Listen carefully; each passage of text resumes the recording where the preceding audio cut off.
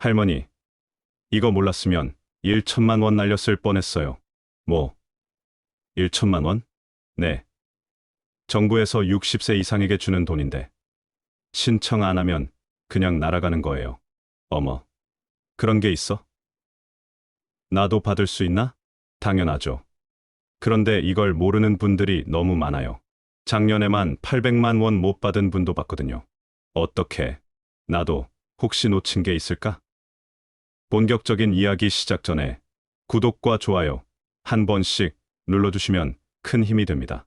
가족이나 친구들에게 영상 공유를 해주시면 나눌수록 행복은 2배가 됩니다. 안녕하세요. 지금 제가 정말 중요한 이야기를 전해드리려고 합니다. 60세 이상이신 분들, 그리고 그런 부모님을 두신 분들이라면 끝까지 꼭 들어주세요. 8월부터 새롭게 바뀌는 복지 정책들이 있는데 이걸 놓치면 정말 후회할 일이 생길 수 있거든요. 얼마 전에 복지관에서 상담을 하고 있는데 75세 되신 윤 씨 할머니가 오셨어요. 처음에는 그냥 일반적인 상담인 줄 알았는데 이야기를 듣다 보니까 정말 마음이 아프더라고요. 작년에 받을 수 있었던 지원금이 있었는데 그걸 전혀 모르고 계셨던 거예요. 금액이 얼마였냐면 거의 1천만 원 가까이 되는 돈이었어요. 할머니가 그러시더라고요. 젊은 사람, 내가 그때 그걸 알았더라면 손자 학원비도 보태줄 수 있었을 텐데 하시면서 눈시울을 붉히시는 거예요. 정말 안타까웠어요. 분명히 받을 수 있는 혜택인데 정보를 몰라서 놓치는 일이 너무 많이 일어나고 있어요. 그래서 오늘은 절대 놓치면 안 되는 복지 혜택들에 대해서 자세히 알려드리려고 합니다. 이건 단순히 돈의 문제가 아니에요. 어르신들의 삶의 질과 직결되는 문제거든요. 가장 먼저 말씀드릴 게 기초연금 제도 변화입니다. 이미 받고 계신 분들도 있을 텐데 이번에 정말 큰 변화가 생겼어요. 기존에 월 33만 원 정도 받으셨던 분들이 이제는 34만 5천 원까지 받을 수 있게 됐어요. 한 달에 15,000원이 늘어난 거죠. 여기서 중요한 건 부부가 함께 받는 경우예요. 예전에는 부부가 같이 받으면 개별로 받을 때보다 적게 받았거든요. 그런데 이제는 그 감액 비율이 점점 줄어들고 있어요. 결국에는 각자 풀로 받을 수 있게 될 예정이고요. 부부가 함께 받으면 월 70만 원 가까이 되는 거예요. 1년이면 800만 원이 넘는 금액이죠. 그런데 더 중요한 건 소득 기준이 완화됐다는 점이에요. 예전에는 조금만 소득이 있어도 탈락하는 경우가 많았는데 이제는 단독 가구 기준으로 월 230만 원, 부부 가구는 370만 원까지도 가능해졌어요. 지난주에 만난 73세 이씨 할아버지 이야기를 해드릴게요. 작은 건물 하나를 임대를 주고 계시는데 월 임대료가 80만 원 정도 나와요. 그래서 본인은 기초연금을 받을 수 없다고 생각하고 계셨던 거예요. 그런데 확인해 보니까 충분히 받을 수 있는 조건이었어요. 그분이 얼마나 기뻐하시던지요. 또 다른 분은 자녀분이 매달 용돈을 좀 보내드린다고 해서 아예 신청을 안 하셨더라고요. 68세 되신 김 씨 할머니였는데 아들이 월 50만 원씩 보내드린다고 해서 본인은 해당이 안 된다고 생각하셨던 거예요. 그런데 그것까지 합쳐도 소득 기준에 한참 못 미치는 수준이었어요. 3년 동안 1천만 원이 넘는 돈을 못 받으신 거죠. 이런 일들이 너무 많아요. 그래서 꼭 말씀드리고 싶은 게 받을 수 없다고 단정 짓지 마시라는 거예요. 기준이 많이 완화됐거든요. 그리고 새롭게 생긴 제도 중에 노후소득지원수당이라는 게 있어요. 사람들이 편의상 중간수당이라고도 많이 부르더라고요. 이건 60세에 퇴직하신 분들이 65세까지 국민연금 받기 전까지의 공백기를 위한 제도예요. 60세에 퇴직하면 5년 동안 뭘로 살아야 하겠어요? 그 기간이 정말 힘들거든요. 이 제도는 월 12만 원씩 연간 144만 원을 5년간 지원하는 거예요. 총 720만 원이죠. 큰 돈은 아니지만 그래도 생활에 보탬이 되죠. 며칠 전에 62세 되신 조 씨 아저씨를 만났는데 작년에 퇴직하고 나서 정말 막막하셨다고 하더라고요. 국민연금은 3년 뒤에나 받을 수 있고 재취업도 쉽지 않고 그런데 이 제도를 알려드리니까 정말 다행이라고 하시면서 바로 신청하러 가셨어요. 의료비 혜택도 정말 많이 좋아졌어요. 특히 치과, 치료 관련해서는 획기적인 변화가 있었어요. 임플란트 보험 적용 나이가 65세에서 62세로 낮아졌어요. 3년이나 앞당겨진 거죠.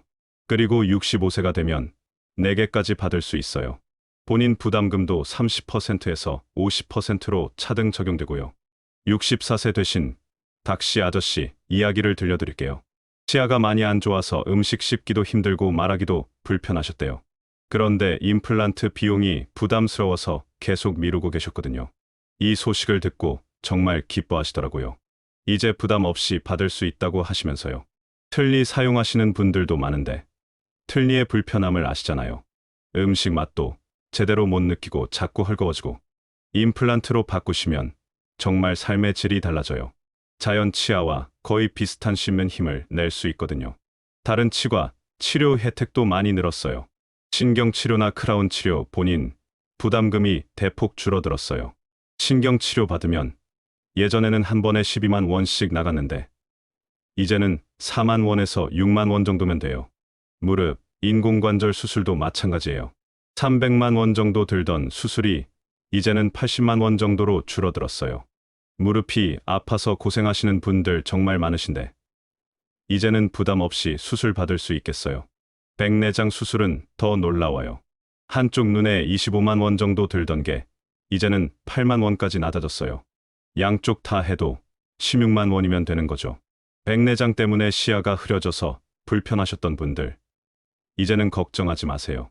정밀 검사 비용도 획기적으로 줄었어요.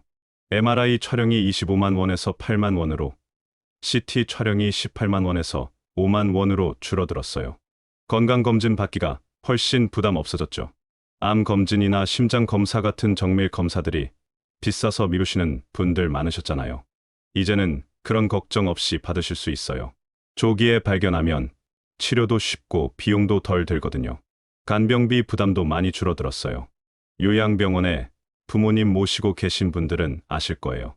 월 수백만 원씩 나가는 그 비용 때문에 가족들이 얼마나 힘들어하는지요. 이제 간병비도 건강보험이 적용돼서 부담이 훨씬 줄어들어요. 기존에 월 250만 원에서 350만 원 들던 간병비가 80만 원에서 120만 원 정도로 줄어들어요. 이 정도면 일반 가정에서도 충분히 감당할 수 있는 수준이죠. 치매나 중풍으로 장기간 간병이 필요한 경우 가족들의 경제적 부담이 정말 컸거든요. 자녀들이 직장을 그만둬야 하는 경우도 많았고요. 이제는 그런 극단적인 선택을 안 해도 될 것 같아요. 물리치료나 재활치료 비용도 대폭 줄어들어요. 한 번에 3만 원씩 들던 물리치료가 8천 원 정도로 줄어들어요. 꾸준히 치료받아야 하는 분들에게는 정말 큰 도움이 될 거예요. 노인 일자리 사업도 정말 많이 확대됐어요. 기존과는 비교도 안 될 정도로 많은 일자리가 생겼어요. 신청해도 몇 개월씩 기다려야 했는데 이제는 그런 걱정이 많이 줄어들 것 같아요. 공익형, 사회서비스형, 시장형으로 나뉘는데요. 공익형은 학교나 복지관에서 하는 단순한 업무들이에요. 급식, 보조, 환경정리, 교통안전, 지도 같은 일들이죠. 사회서비스형은 좀 더 전문적인 일들이에요. 독거노인 안부 확인, 보육시설 도움, 공원 관리 같은 일들이 있어요. 시장형이 특히 인기가 많을 것 같아요. 실제 기업에서 일하는 거거든요. 편의점 도움, 카페 보조, 택배 분류 작업 같은 일들이 있어요. 60세 이상이면 누구나 신청 가능하고 나이 제한이 따로 없어서 70세, 80세가 되어도 건강만 허락한다면 계속 일할 수 있어요. 하루 4시간 이내 활동하고 매달 활동비도 받아요.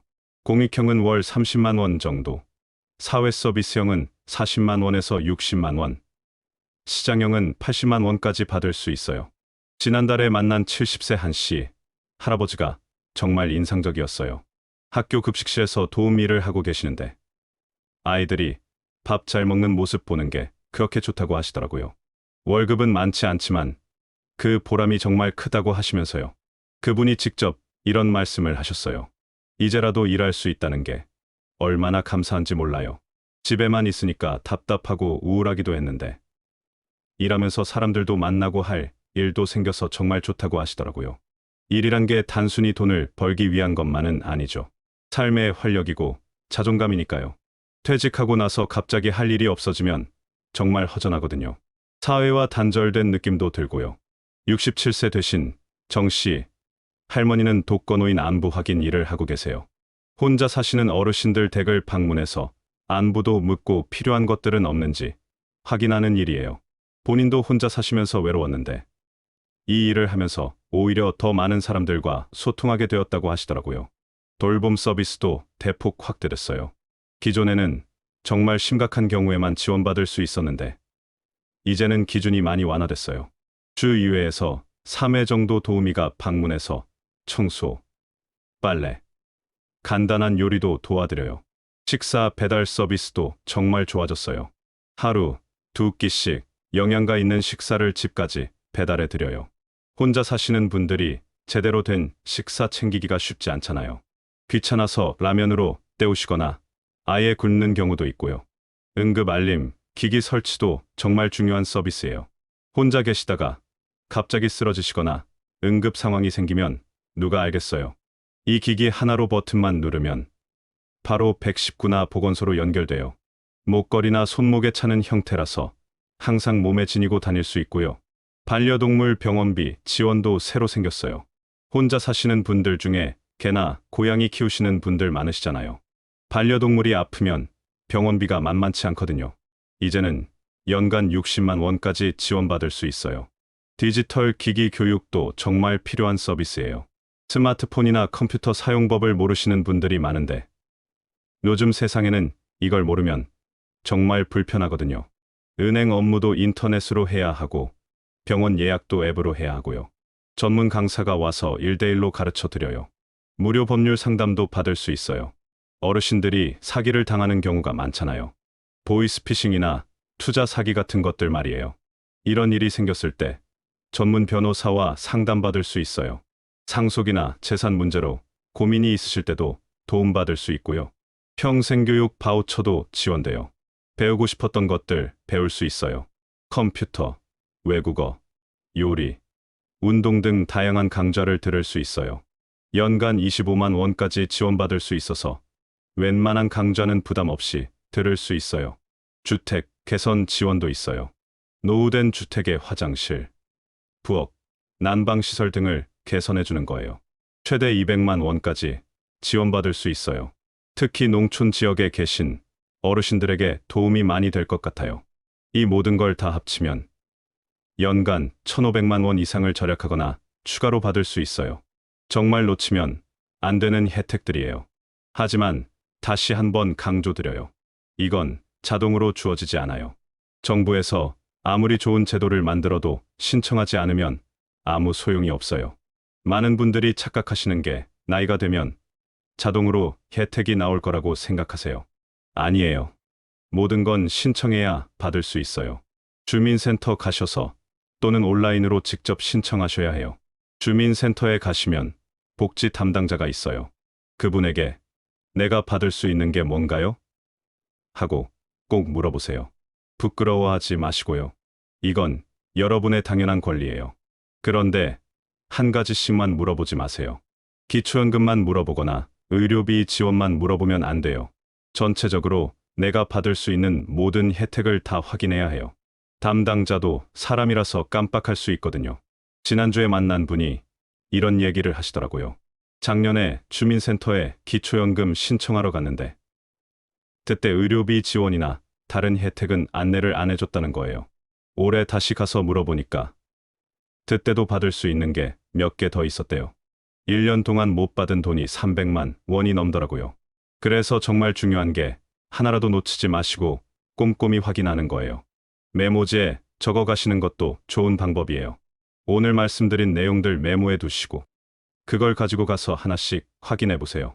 온라인 신청도 가능하지만 어르신들에게는 직접 가시는 걸 권해드려요. 인터넷으로 하다가 실수할 수도 있고 복잡한 서류들 때문에 포기하게 될 수도 있거든요. 직접 가시면 담당자가 도와드리니까 훨씬 확실해요. 신청할 때 필요한 서류들도 미리 준비해 가시면 좋겠어요. 신분증, 통장 사본, 가족관계 증명서 정도는 기본으로 가져가세요. 그리고 소득이나 재산 관련 서류들도 있으면 가져가시고요. 가족들과 함께 가시는 것도 좋은 방법이에요. 어르신 혼자 가시면 설명을 듣고도 나중에 까먹을 수 있거든요. 자녀분이나 손자, 손녀가 함께 가서 같이 들으면 더 확실하죠. 시간이 지날수록 신청자가 늘어날 거예요. 특히 선착순인 것들은 빨리 신청하시는 게 좋겠어요. 나중에 가서 마감됐다고 하면 정말 아깝잖아요. 그리고 이 중요한 정보 꼭 주변 분들께도 알려주세요. 같은 아파트에 사시는 이웃, 어르신들, 친구분들, 형제자매분들에게도 말씀해 주시고요. 좋은 정보는 나눌수록 더 값진 거잖아요. 혹시 설명하기 어려우시면 이 영상 링크도 보내주세요. 직접 설명하기 어려우시면 영상을 보여드리시면 되거든요. 마지막으로 한 가지 더 말씀드릴게요. 이런 제도들이 있다는 걸 알고도 신청하지 않으시는 분들이 의외로 많아요. 나 같은 사람이 받아도 되나? 다른 사람들이 더 어려울 텐데. 이런 생각 때문이죠. 그런데 이건 여러분이 평생 세금 내고 살아오신 대가예요. 당연히 받으셔야 해요. 그리고 이런 제도들은 많은 사람이 혜택을 받을수록 더 확대되고 더 좋아져요. 여러분이 신청하고 이용하시는 게 다른 어르신들에게도 도움이 되는 거예요. 오늘도 끝까지 시청해 주셔서 정말 감사합니다. 좋아요 버튼 꾹 눌러주시고 구독과 알림 설정도 부탁드려요. 앞으로도 어르신들에게 정말 필요한 정보들만 엄선해서 전해드릴게요.